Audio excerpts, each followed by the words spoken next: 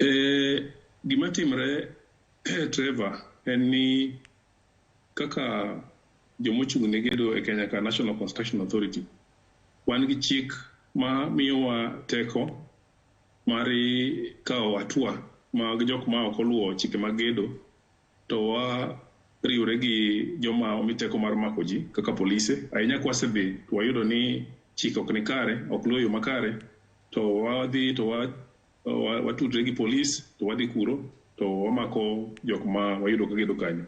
Ot manotumre piny ni wase mako ji kuro nyadidek.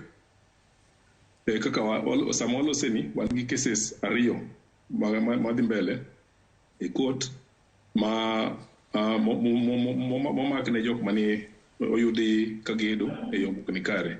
Koro chike ni tim maber ahinya nikech kapo ni kes odhi mbele mo lembwa odhi kare to court nyalo yudo court oyudo ng'ato gi makosa tinyalo twe ng'ama oyud gi makosa no kuom ndalo moko ohingo gini 3 kata inyalo goyi fine kuom pesa moko kalo $1,000,000 kata gik moko ariyo duto.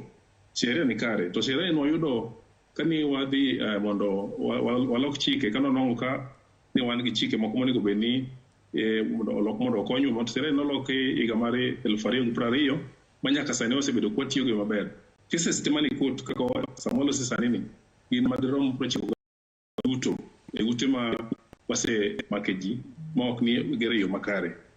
Koro wan gi chik kodi chik mogengo morito monyo watiyo go maber. Gima kwayo mana ni joma gedo oyie otim gik moko yo makare mondo mekike wa chopie kama koro wachopie makata samoro jo Kenya ma onge kata mana ginene makosa wito ngimane yo moko